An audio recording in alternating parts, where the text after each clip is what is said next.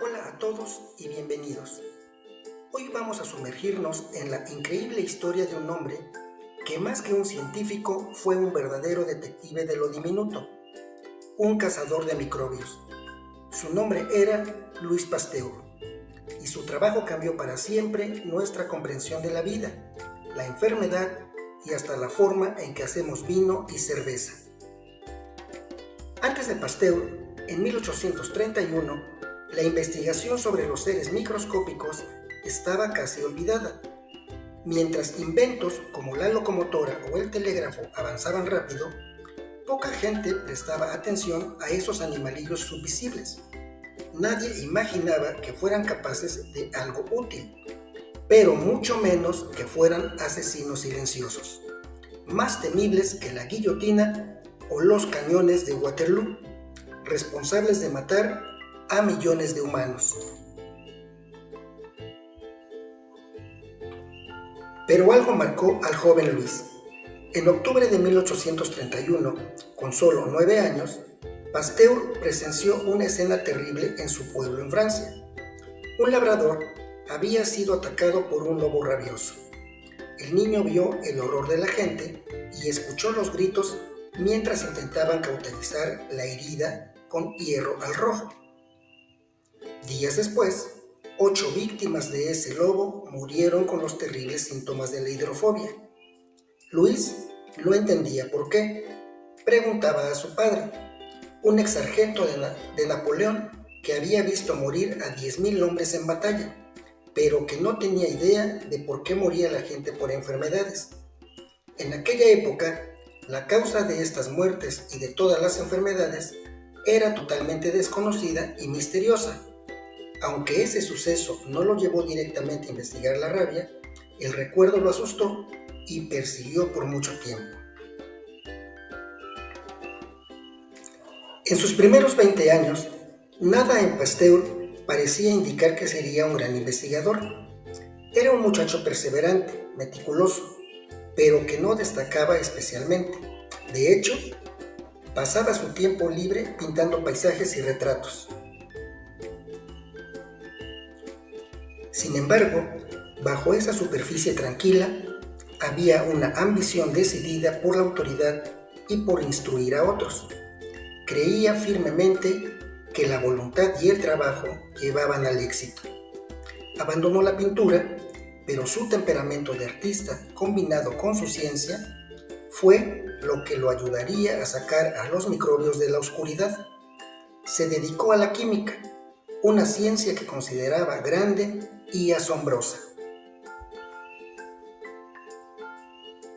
Después de algunos importantes descubrimientos iniciales en química que lo llevaron a ser profesor, Pasteur se trasladó a Lille.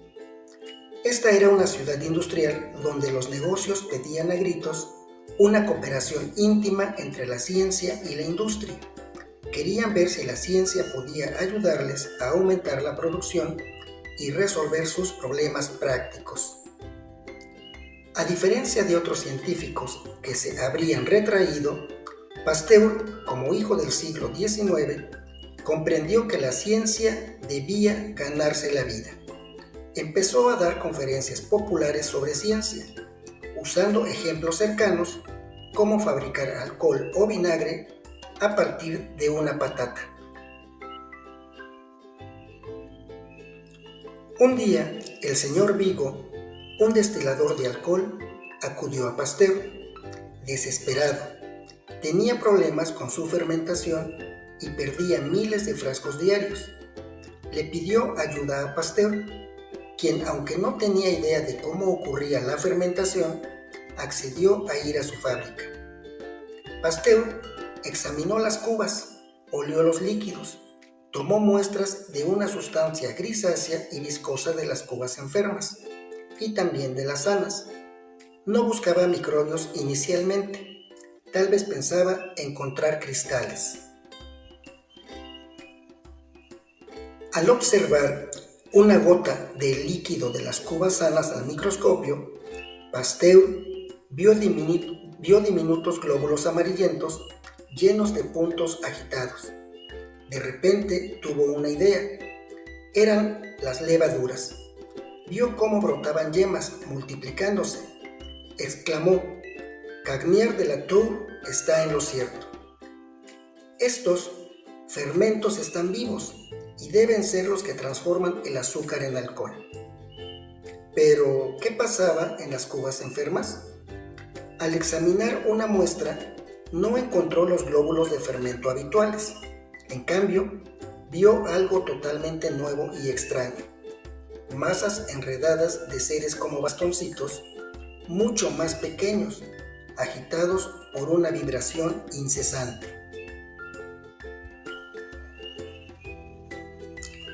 Pasteur pasó una noche inquieta. A la mañana siguiente, regresó febrilmente a la destilería. Después de analizar el líquido de las cubas enfermas, descubrió que en lugar de alcohol contenía ácido láctico. Entonces la idea lo golpeó. Estos bastoncitos de líquido de las cubas enfermas son seres vivientes. Tal vez entablen lucha con los fermentos y los venzan. Los bastoncitos son los fermentos del ácido láctico, del mismo modo que la levadura es el fermento del alcohol. Era una conjetura, pero algo en su interior le decía que estaba en lo cierto. Había revelado el misterio milenario de la fermentación. Para probar su teoría, Pasteur necesitaba cultivar estos bastoncitos en un medio transparente. Después de muchos intentos fallidos, ideó un medio especial: levadura hervida y filtrada con azúcar y carbonato de cal. Con una aguja fina, tomó una motita gris de la fermentación defectuosa y la sembró en su nuevo caldo. Esperó nerviosamente observando el frasco. La noche siguiente, vio que el líquido se estaba transformando con nuevas motitas grises y burbujas. Al mirar al microscopio, el triunfo fue innegable. El líquido pupulaba con millones de diminutos bastoncitos. «Se han multiplicado, están vivos», exclamó. El descubrimiento de Pasteur sobre la fermentación desafió a los químicos más importantes de la época, como Liebig, quien sostenía que la fermentación era solo un proceso químico que requería la presencia de albúmina. Pasteur se propuso demostrar experimentalmente que los fermentos vivos podían transformar el azúcar en alcohol sin necesidad de albúmina. Descubrió que la levadura podía nutrirse de sales amónicas. Su experimento fue simple pero brillante. Cultivó levadura en agua destilada con azúcar y tartrato amónico. El resultado fue espectacular. Los fermentos crecieron y se multiplicaron vigorosamente en el medio sin albúmina, produciendo alcohol. Liebig se ha equivocado. La albúmina no es necesaria. Son los fermentos los que al multiplicarse descomponen el azúcar, decía Pasteur al ver las gotas de alcohol. Este descubrimiento fue una labor pesada, monótona, de repetición para asegurarse, pero el resultado fue una victoria científica. Pasteur anunció su hallazgo, ganando la admiración de sus antiguos maestros como Dumas y el reconocimiento de la Academia de Ciencias. La fermentación era sin duda obra de seres vivos subvisibles. En sus investigaciones sobre fermentaciones, Pasteur encontró otros microbios, algunos que causaban olores desagradables, como a manteca rancia. Observó que algunos de estos seres dejaban de moverse y morían al entrar en contacto con el aire. Descubrió la existencia de la vida anaeróbica, organismos que viven sin oxígeno. Aunque no fue el primero en notarlo, Pasteur lo demostró claramente. Llevó estas ideas más allá. sugiriendo que los microbios eran la causa de la putrefacción de la carne. Y lo que era aún más impactante, empezó a dejar entrever que, así como había carne pútrida, debían existir enfermedades causadas por la putrefacción. Pasteur preparó el terreno para sus ideas, presentando sus experimentos de forma dramática. Demostró que líquidos como la leche y la orina, hervidos y sellados, se conservaban perfectamente, pero que se echaban a perder si se dejaban expuestos a gérmenes del aire.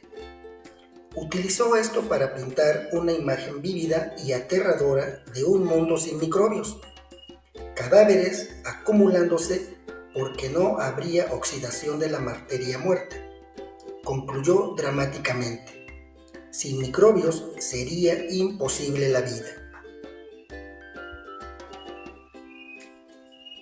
Ahora venía la pregunta crucial, la más antigua y debatida. ¿De dónde proceden los microbios? Sus oponentes preguntaban: ¿cómo es que cada año aparecen los fermentos del vino sin que se sepa de dónde vienen? La teoría de la generación espontánea, la idea de que la vida, al menos la microscópica, podía surgir de materia inerte, estaba muy arraigada. Pasteur, siendo un hombre de fe, no podía aceptar la generación espontánea. Creía firmemente que los microbios debían tener progenitores y sospechaba que procedía del aire, que se imaginaba lleno de seres invisibles. Pasteur intentó demostrar que los microbios estaban en el aire, pero sus experimentos no eran totalmente convincentes. Necesitaba un método que permitiera la entrada de aire sin calentar, pero que impidiera la contaminación por microbios. La solución vino de una sugerencia simple pero brillante de su amigo Ballard. La idea: crear un matraz con un cuello largo, delgado y curvado, como el de un cisne. Pasteur puso caldo nutritivo en estos matraces, hirvió el líquido para esterilizarlo y luego lo dejó que se enfriara. El aire exterior podía entrar libremente, pero el polvo y los microbios suspendidos en él quedaban atrapados en las curvas húmedas del cuello. El resultado fue espectacular y definitivo. El caldo dentro de los matraces de cuello de cisne permaneció perfectamente transparente, sin ningún crecimiento microbiano, incluso por días y semanas. La generación espontánea era un disparate. Para la prueba final, simplemente inclinaba el matraz, permitiendo que el líquido tocara el polvo atrapado en el cuello curvo, y al día siguiente el caldo se volvía turbio con vida microscópica. Con este sencillo experimento, como él lo llamó, Pasteur asentó un golpe mortal a la doctrina de la generación espontánea. Lo presentó de forma elocuente ante la academia y su victoria fue rotunda. Para confirmarlo aún más, llevó sus matraces a diferentes lugares: las cuevas tranquilas del Observatorio de París, con poco polvo y pocos microbios, y el patio exterior, con más polvo y más microbios. Incluso subió a las montañas de Jura y el Monte Blanco, demostrando que a mayor altitud, donde el aire es más puro, menos matraces se contaminaban.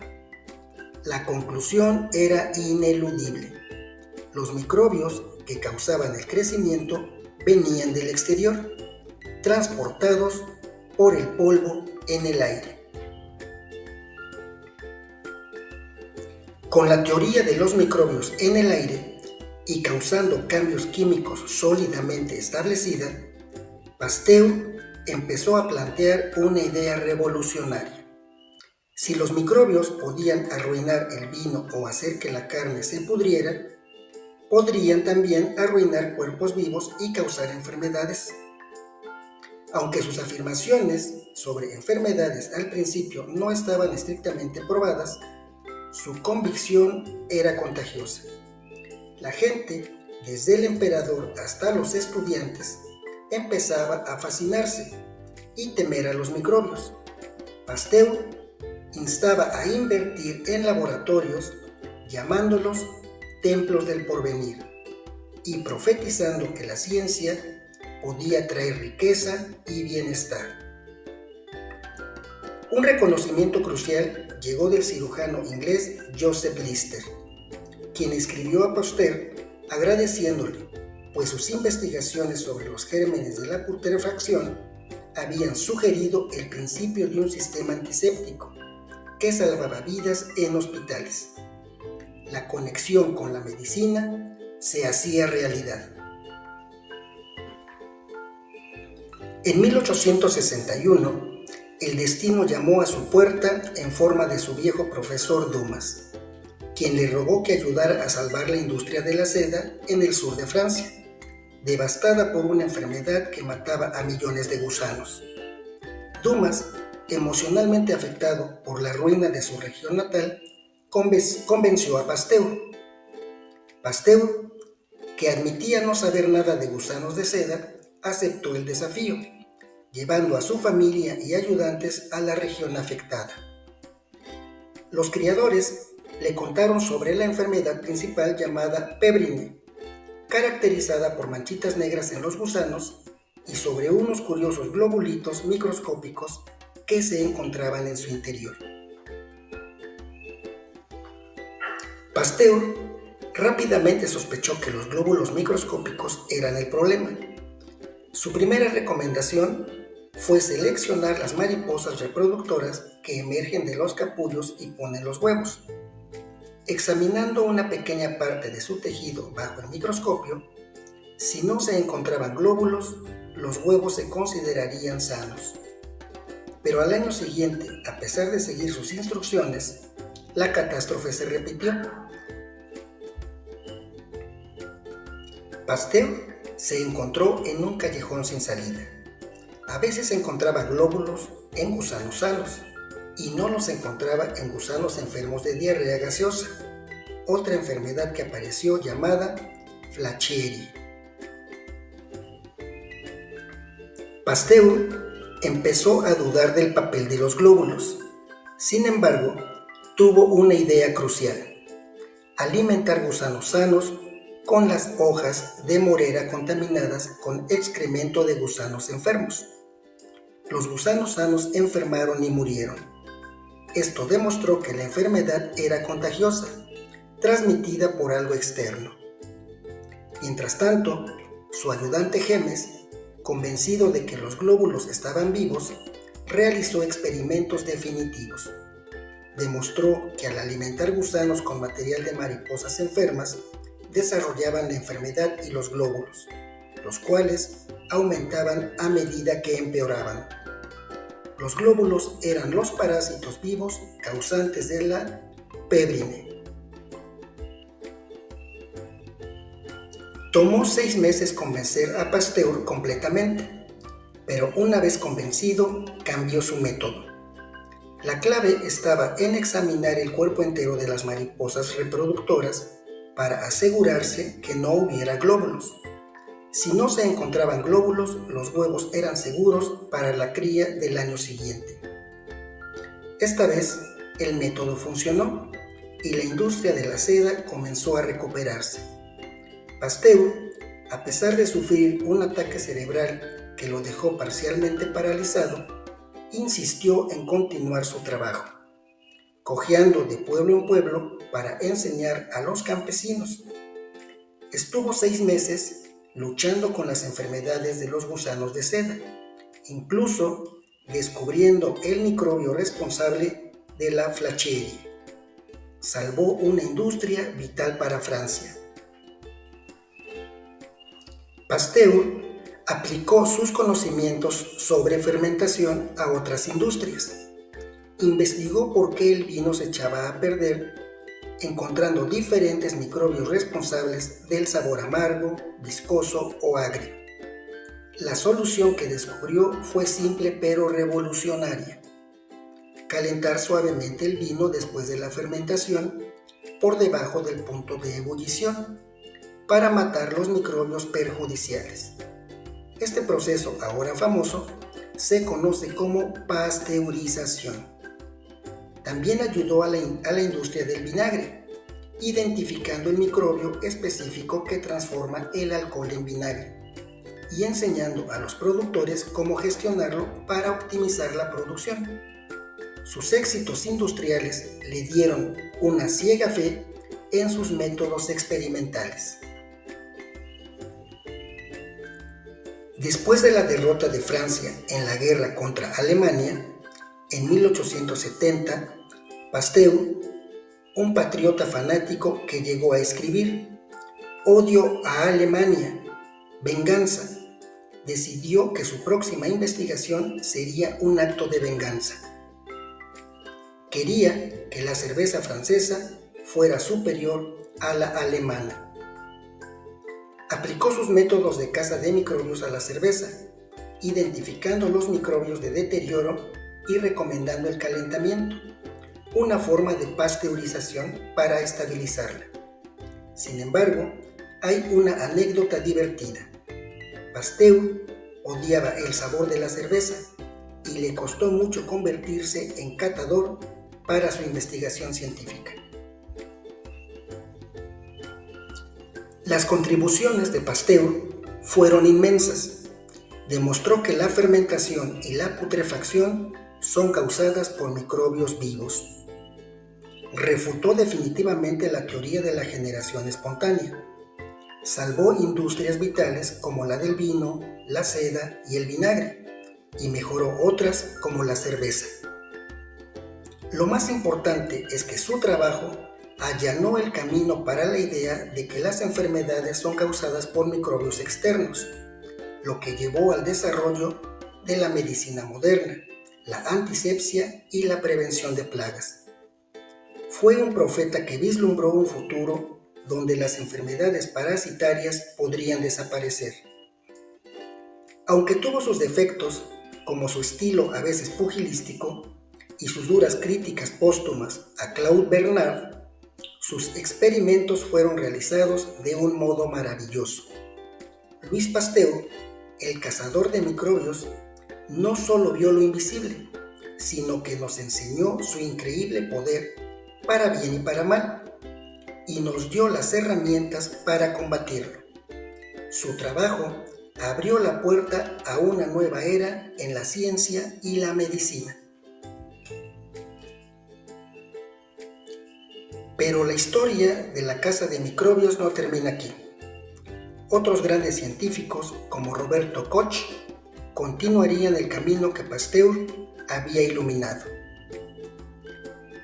Gracias por acompañarnos en este viaje al mundo microscópico de la mano de Louis Pasteur. Si les gustó este video, no olviden darle like, suscribirse y dejarnos su comentario. No te pierdas nuestro próximo video donde conoceremos la historia de Roberto Koch. Hasta pronto.